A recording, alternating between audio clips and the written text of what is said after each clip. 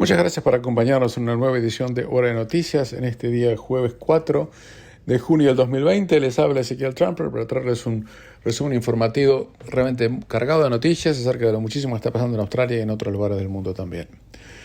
Como siempre estamos en el 87.8 FM, frecuencia modulada abierta para todo Sydney. Pueden escuchar este programa también descargando la aplicación de Radio Austral en su teléfono celular. Espero que ya lo haya hecho.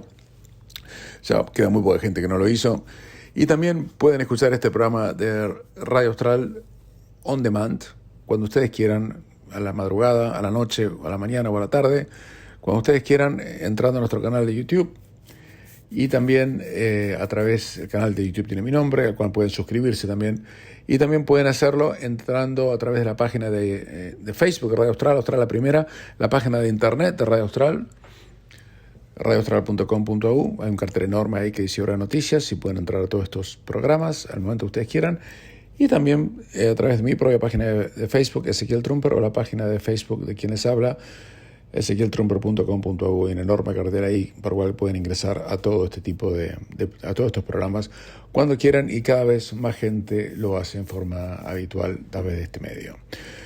En Austral hemos adoptado todas las tecnologías, tenemos FM, aplicación y hasta on demand. Mire usted, más que eso imposible.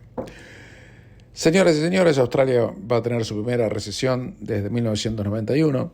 Ayer se conocieron las últimas cifras acerca de cuánto se contrajo la economía a fin del mes de marzo pasado, o sea, el primer trimestre, del 1 de enero al 31 de marzo. Los números dicen que la economía se contrajo en un 0.3%, por eso no lo cree nadie. Fue mucho más que eso, y para eso le hago la siguiente pregunta.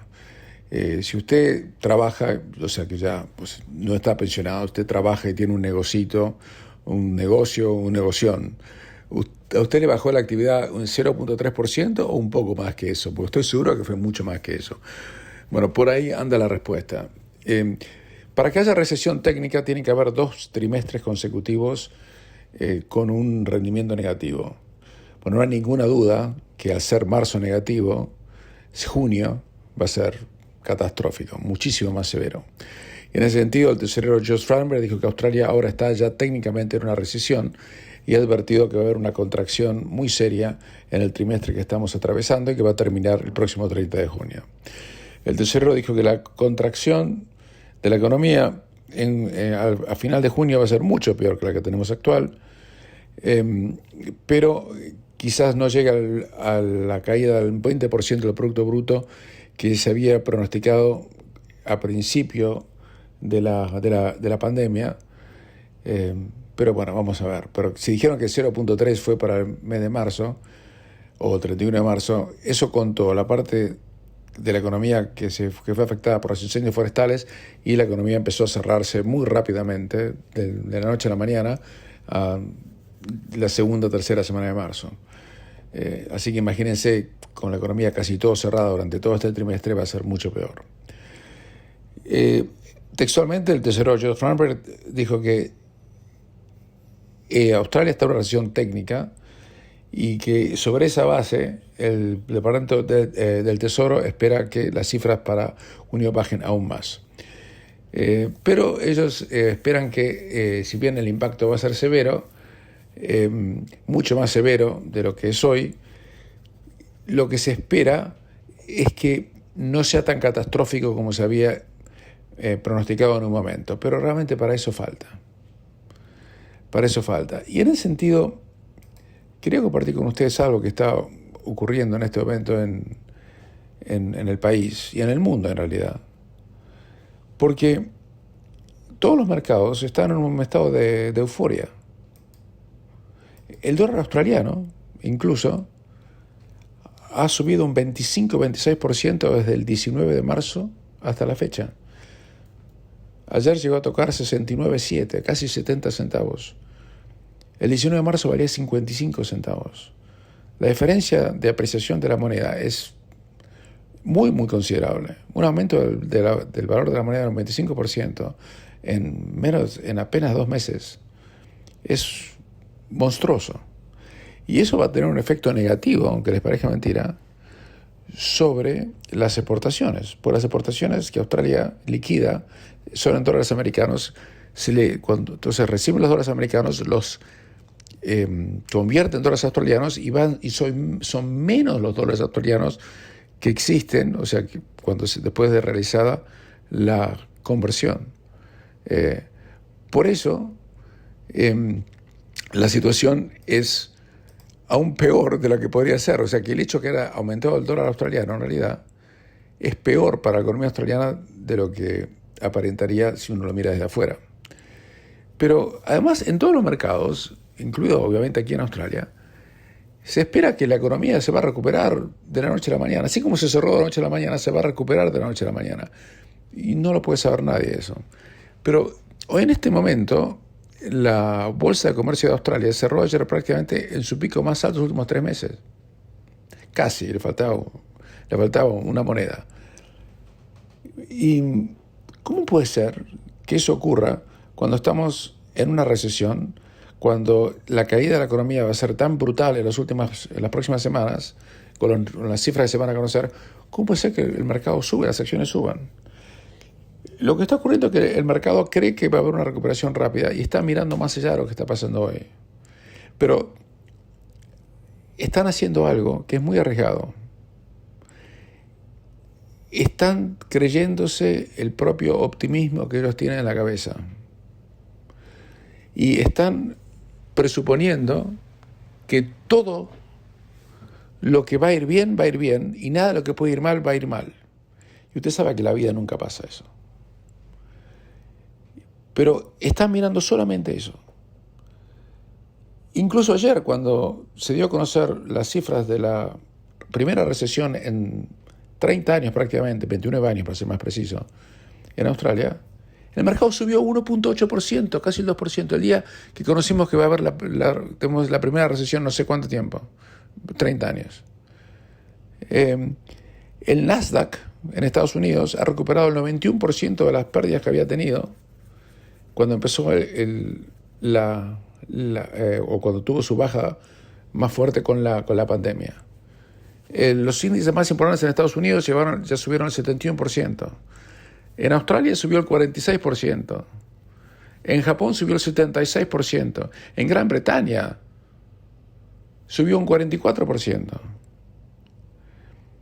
Sin embargo, los grandes bancos están pidiendo a los clientes, a usted, a mí, que sean muy conservadores con lo que hagan con esa plata los próximos meses. Y el JP Morgan, que es uno de los bancos más importantes del mundo, sacó una circular pidiéndole a todos los australianos, o sus clientes en realidad, que sean muy conservadores. Pero son las pocas voces cautelosas que se ven en este momento, donde hay una euforia desmedida. Porque el coronavirus no desapareció. Acá en Australia no tenemos pandemia, pero estamos aislados del resto del mundo. Y si no tenemos vacuna, ¿hasta cuándo vamos a abrir las fronteras? Y si tenemos una segunda ola de infecciones, cosa que no creo que ocurra acá, le soy muy sincero, pero puede llegar a ocurrir. Pero en otra parte del mundo puede llegar a ocurrir de verdad. Ahora le voy a contar lo que está pasando en Estados Unidos. Mira las manifestaciones que hay allí. Se van a dar cuenta que nadie está preocupado por la distancia social. Y dentro de 10 días más o menos nos vamos a enterar si Estados Unidos tiene una segunda ola o no. Porque si después de todas esas manifestaciones, con miles y miles y miles de personas circulando sin ninguna protección, unos al lado de otro, por todas las calles del país, no hay una segunda ola, quiere decir que no va a haber. Sencillamente porque toda la cuarentena que hicieron la tiraron a la basura. Así que estamos en una situación compleja, confusa, y los economistas con la cabeza un poco más centrada dicen que la economía no se va a recuperar de verdad hasta 2022, 2023, y que recién vamos a conocer el verdadero impacto económico en los próximos meses. Porque ¿qué va a pasar los próximos meses? Lo mismo que va a pasar en Australia. Todo el dinero que pusieron los gobiernos para apalancar la economía, con el JobKeeper, el JobSeeker, que existen en todos los lugares del mundo, no solamente acá en Australia, bueno, van a tener que ser retirados. Y ahí mucha gente no va a tener el dinero que está cobrando en este momento el gobierno, lo va a tener que ir a conseguir. Y si no tiene dónde conseguirlo, agárrense. El otro día escuché, mejor dicho, por televisión, una entrevista que le hicieron al ex embajador de los Estados Unidos, o de Australia en los Estados Unidos, Joe Hockey, el ex tesorero también de Australia bajo el gobierno de Tony Abbott, y le preguntaron, él ahora es asesor corporativo, y le preguntaron a Hockey, dígame, ¿qué está pasando en el mercado? Y él dijo, mire, yo a mis clientes le digo lo mismo que le voy a decir a ustedes. Si quieren invertir plata en el mercado de acciones, no hay ningún problema, vayan al casino, porque es lo mismo. Tiene la misma lógica, dijo.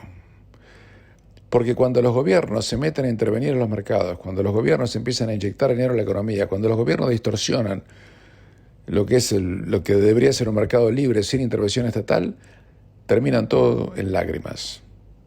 Yo no sé quién tiene razón, pero le doy todos los datos para que usted adopte la decisión que mejor le convenga.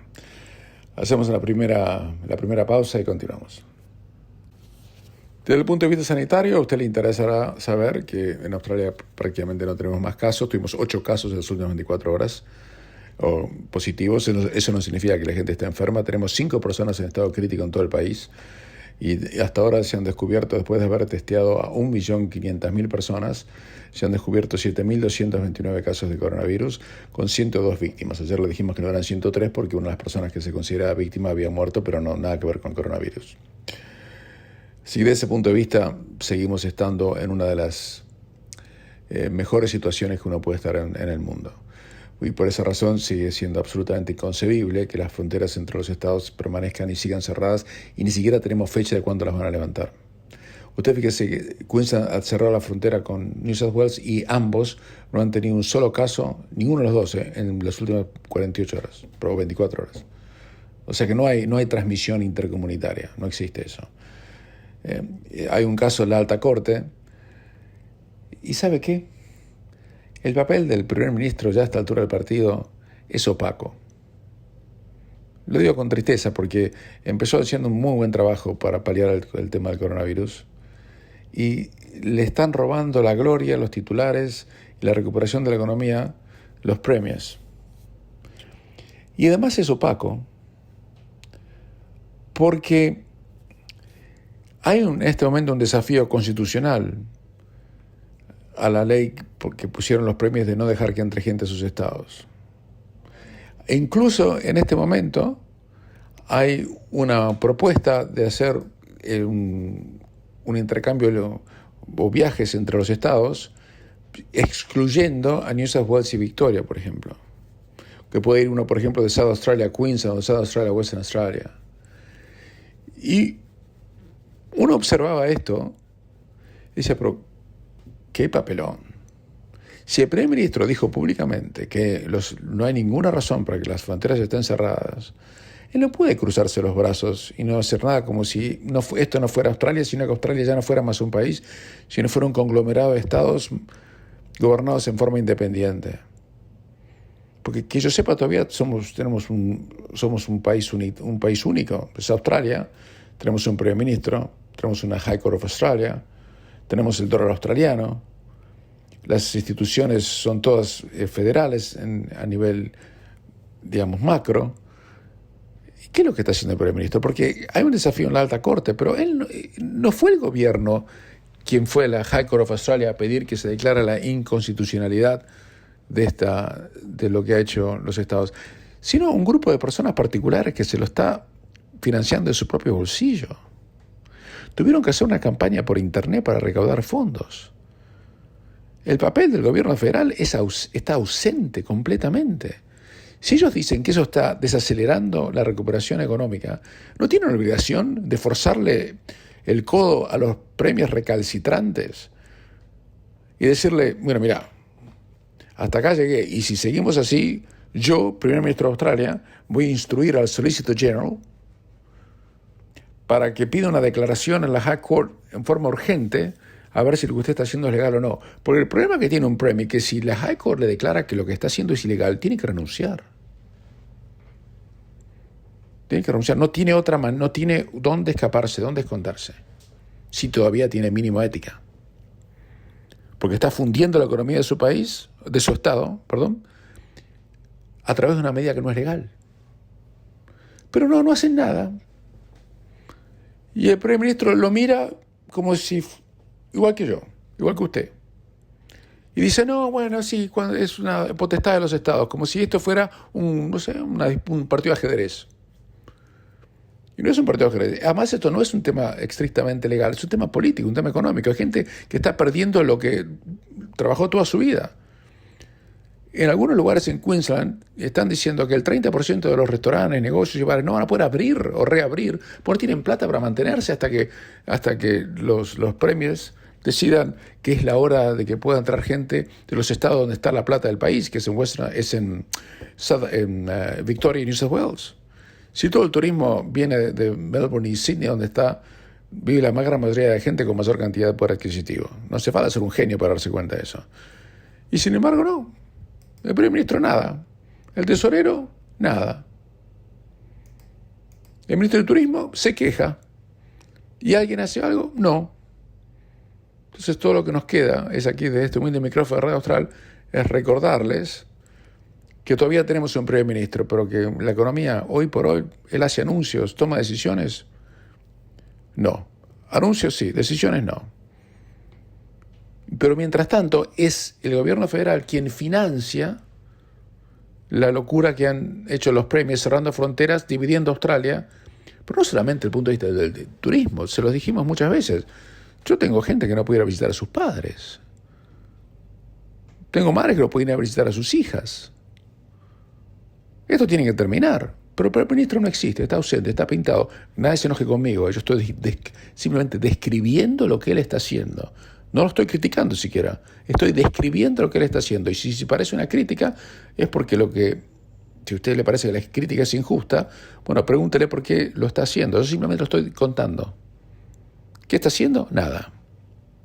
Está esperando que abran un día las fronteras. Y mientras tanto, el país dividido, y usted que está en Sydney no puede ir ni a Brisbane.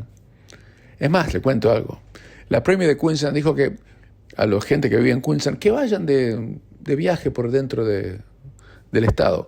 ¿Sabe cuánto cuesta un pasaje en avión hoy por hoy de Brisbane a Cairns? Que es un vuelo de, 2 horas, póngale, hora 50. $442.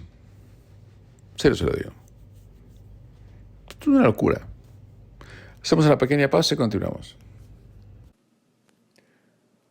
Este programa es auspiciado por mi estudio jurídico. Si quieren hacer cualquier tipo de consulta legal, llámame por favor al 0412-388-369. Reitero, 0412-388-369 para cualquier tipo de consulta legal que desee realizar o cualquier otro trámite administrativo, burocrático que necesite hacer en materia de poderes o testamentos. Muchas gracias.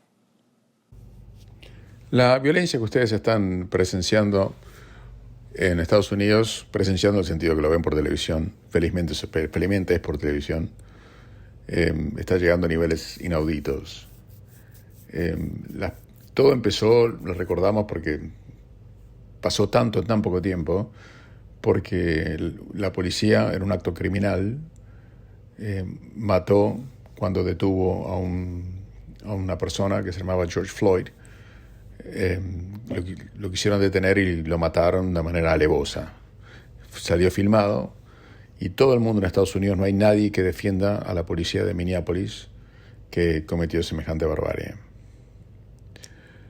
¿Y sabe por qué empezó esto? Después de ocurrido este horrible crimen por parte de un policía. Porque la policía del estado de Minneapolis, que es un estado ultrademócrata, completamente anti-Trump, no quiso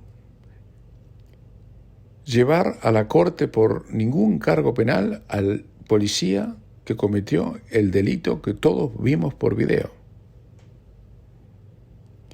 Eso provocó tal indignación que allí empezaron las protestas.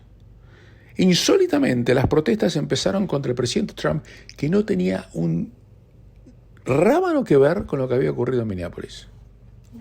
Nada. Y se utilizó, es una verdad histórica, no lo puede discutir ni debatir nadie. Eso fue lo que pasó.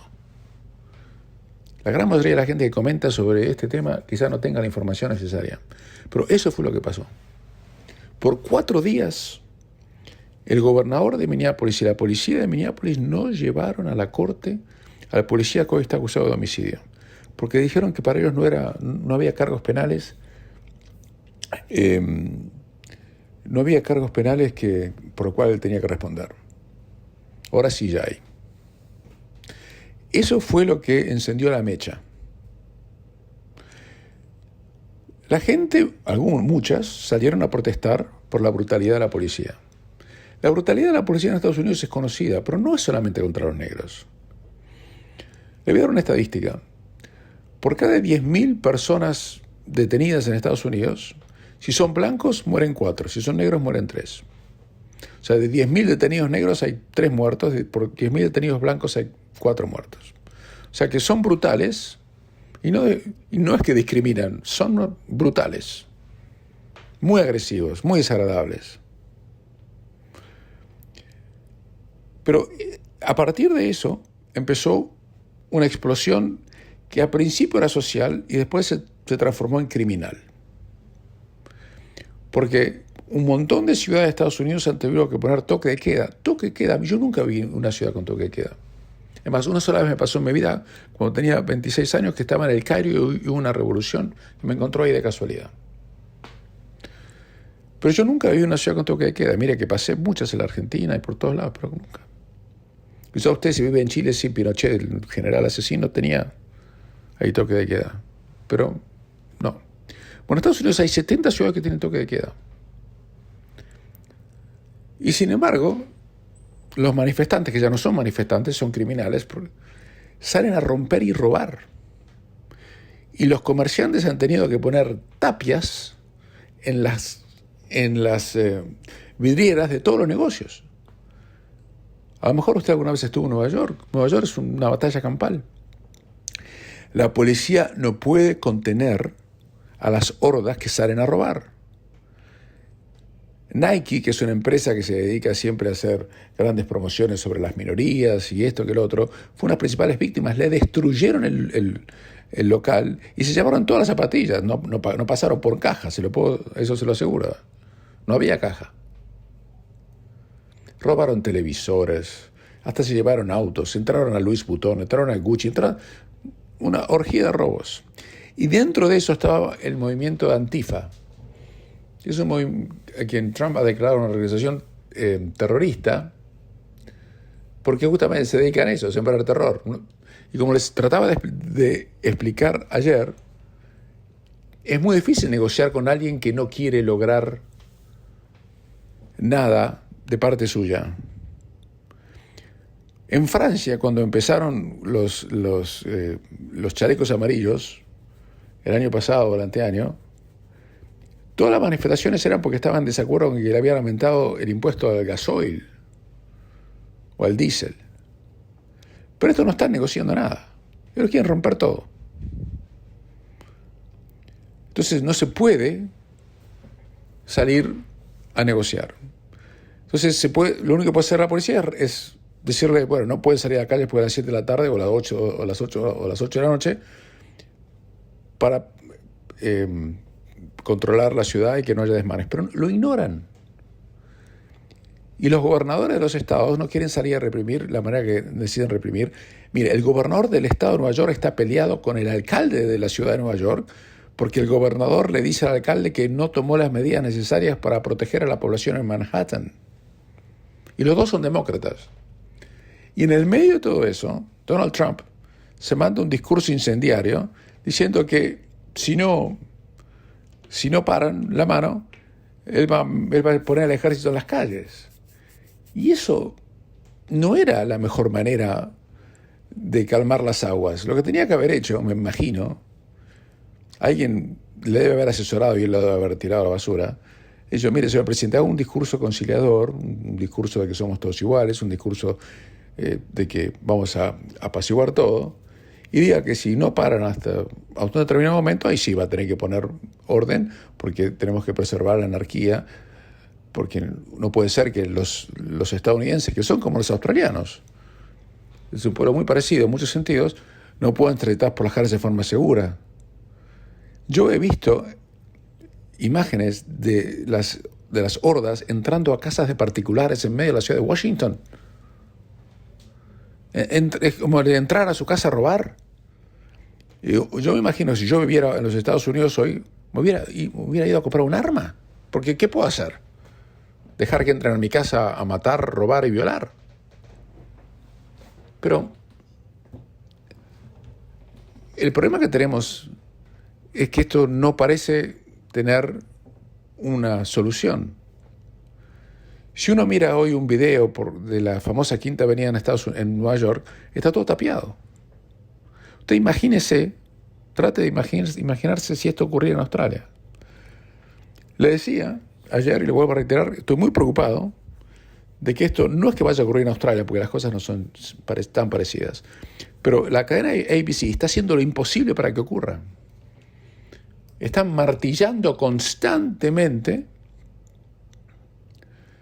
poniendo noticias en Twitter y en otras redes sociales y en sus páginas de internet acerca de supuestos casos de abuso contra los aborígenes, a veces casos de hace 4, 5, 6, 7, 8 años.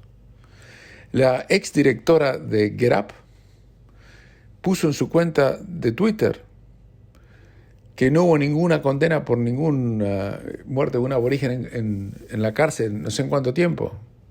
O sea, que acusó a la policía, a los fiscales y a los jueces, todos de corruptos y racistas. Están tratando de crear un clima aquí en Australia a ver si enciende la mecha. Y el gobierno, en un acto insólito para mí, el gobierno local, permitió que este sábado haya una manifestación organizada por estos grupos y donde va a estar Antifa para protestar por lo que pasó en Estados Unidos, que no tiene nada que ver con nosotros. Pero quiero hacer una reflexión, y usted acá se va a enojar, no conmigo. Si usted tiene una hija o un hijo que se casa este fin de semana, usted no puede invitar a más de 50 personas o 20 personas o lo que fuese. Entonces, y si usted lo hace, le ponen una multa. Pero al mismo tiempo que usted no puede celebrar el casamiento de su hijo o su hija, o usted no puede enterrar a su padre o a su madre o a su tía o a su hermano, porque tiene un límite de personas que el gobierno le permite que pueda asistir al funeral, al mismo momento que eso ocurre, el gobierno autoriza una manifestación en Hyde Park para que puedan protestar por lo que pasó en Estados Unidos, donde no va a haber 20 o 50, sino 500 o 600 o mil y pico de personas. Ahora, explíqueme usted la lógica de eso. Si el distanciamiento social es tan necesario para que no se disemine el coronavirus y por eso uno no puede enterrar ni al padre ni a la madre en forma digna con todos los familiares, ¿cómo puede permitir una manifestación en medio de todo eso? Pero cierro el paréntesis, que es un paréntesis importante. Lo más importante que tenemos que preservar aquí en Australia es la paz y la armonía social. Lo que está pasando en Estados Unidos es producto de luchas ancestrales que nada tienen que ver con la historia australiana. Los abusos contra la población negra en Estados Unidos vienen de siglos, ni siquiera de décadas, vienen de siglos. Y no tienen nada que ver con lo que pasa en Australia. Y además en Estados Unidos tenemos una sociedad completamente desigual, donde el salario mínimo es la mitad de lo que es en Australia. El salario mínimo en Estados Unidos en algunos estados es de $9-10 $9-10. En Australia es 18, 19. Y hay muchísima más gente en Estados Unidos que gana el salario mínimo que gente en Australia que gana el salario mínimo, además. En Estados Unidos hay zonas que son prácticamente guetos de tercer o cuarto mundo. En Australia no tenemos nada parecido. O sea que, a pesar de los intentos de cierta prensa supuestamente de izquierda no tienen nada, de la ABC, de Guardian y otros medios, o Canal 10, Australia es en mi opinión por lo menos, es una sociedad completamente diferente a la estadounidense. Hablamos el mismo idioma que es el inglés, por supuesto, pero hasta ahí llega, en este caso, la similitud. Y espero que prime la cordura y que el sábado no tengamos que contar víctimas y que no salgan a romper negocios ni nada por el estilo. Imagino que la policía de New South Wales va a estar preparada para esto. Pero llega un momento que es desbordada, es desbordada. En Estados Unidos está siendo completamente desbordada. Lo insólito, o lo interesante, es que le echan la culpa a Trump. Trump no fue culpable de esto. Hubo los mismos desórdenes sociales en el año 2016, en 1992. Mire, cuando se cortó la luz en Nueva York en 1977 pasó lo mismo. Trump es un presidente que ha dividido la sociedad americana, que ha cometido groseros errores en su estrategia de comunicación. Y yo no lo voy a defender. Pero lo que sí tenemos que decir, que tampoco podemos decir, porque sería faltar a la verdad, que él es responsable por esto. Lo que sí tendría que hacer algo para arreglarlo, y está haciendo lo contrario, está echando más leña al fuego. Pero eso es otro tema.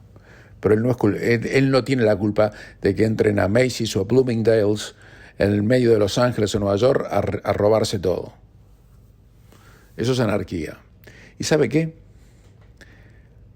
Piensen en dos cosas. Primero, que si esto sigue así, Trump va a ganar las elecciones tan fácil, porque la gran mayoría de los estadounidenses están asqueados con lo que están viendo, que está pasando por las calles, y el Partido Demócrata los apoya. Es una cosa increíble, ¿no? Y segundo, ¿usted se dio cuenta que la noticia más importante que pasó los últimos días no fue el coronavirus ni los disturbios en Estados Unidos, ¿no?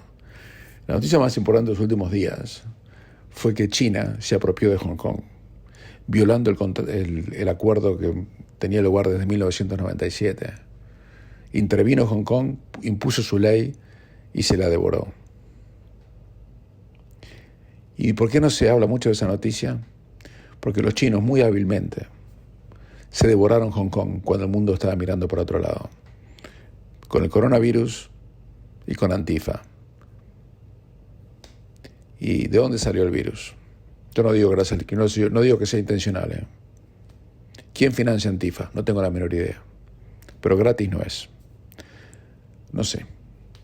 Yo le doy información, usted saca las conclusiones que quiera. Hacemos una pequeña pausa y continuamos. Esta semana le estábamos contando acerca del horroroso triple homicidio que tuvo lugar en Montevideo, de tres muchachos que eran simplemente soldados rasos y que fueron ejecutados aparentemente por una banda de narcotraficantes. Ahora podemos decirles que la justicia uruguaya imputó ayer a 3 de los detenidos por el crimen de los 3 infantes de Marina que ocurrió el domingo pasado, hora uruguaya.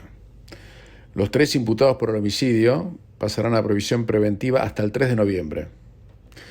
Uno de ellos, quien había sido compañero de 2 de las víctimas hasta marzo, fue acusado formalmente de homicidio. Las otras 2 personas, una pareja, de encubrirlo al no reportar el hecho a las autoridades pese a estar al tanto de lo que había ocurrido. O sea que uno de los presuntos asesinos había sido compañero de guardia de dos de los 3 muchachos que asesinó con un balazo en la cabeza. El presunto homicida, que era un hombre colombiano, de padres uruguayos, se había alojado en la vivienda de la pareja luego de cometer el crimen. Ambos fueron apresados allí el lunes cuando la policía encontró una de las armas que habían sido robadas durante el crimen y 3 cargadores de pistola de 9 milímetros como la que portaban las víctimas. La fiscal uruguaya, que se llama Mirta Morales, compareció ante los medios de prensa en Uruguay junto al ministro del Interior, Jorge Larrañaga, y el fiscal de corte, Jorge Díaz.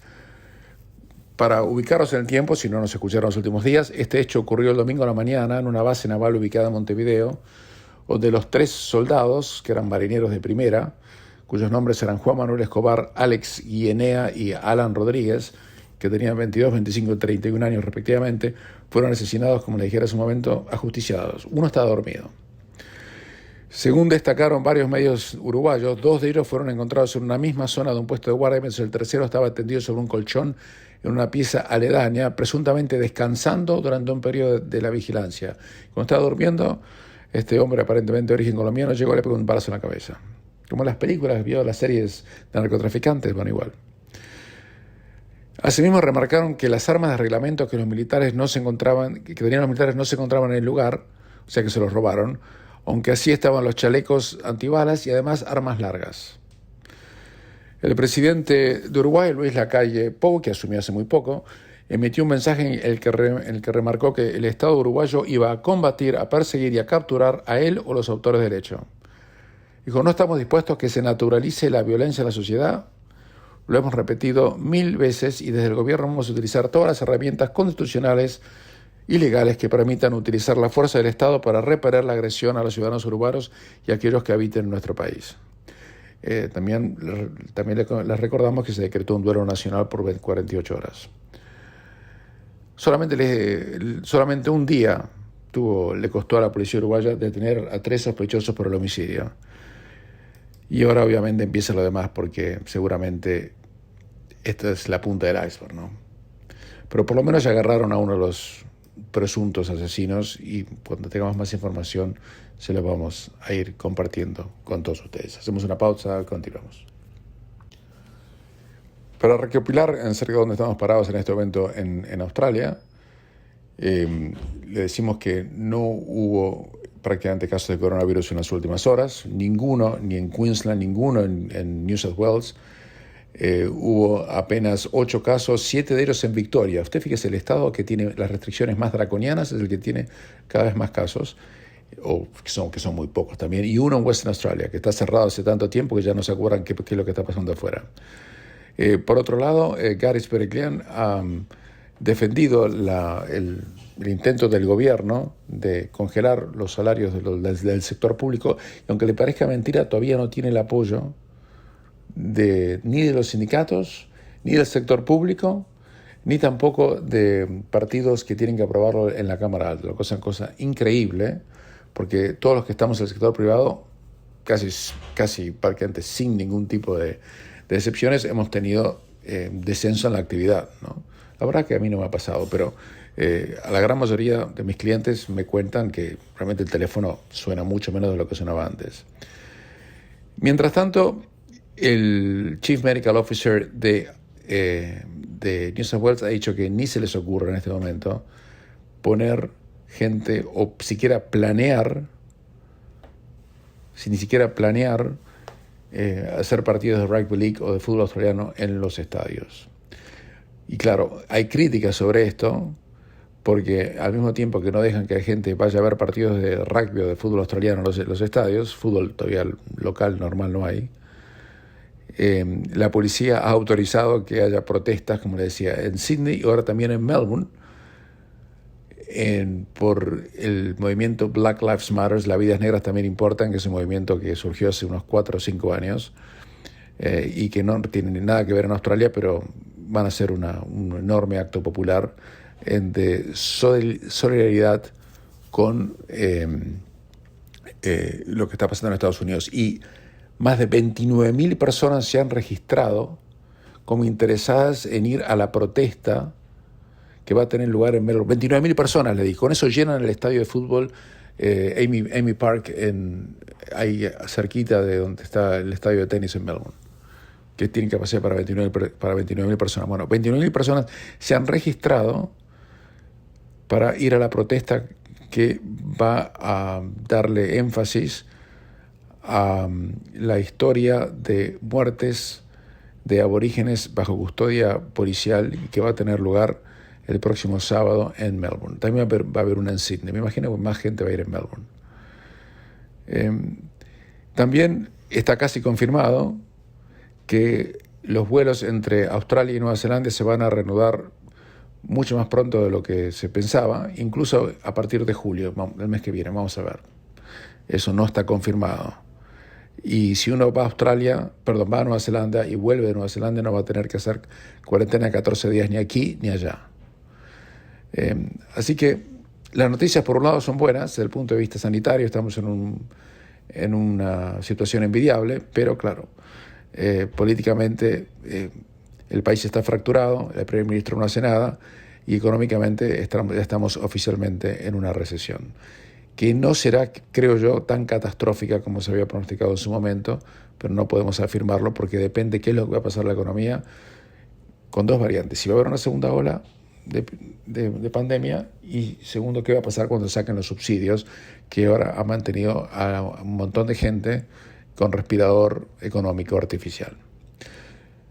Les habló Ezequiel Trump, será hasta mañana.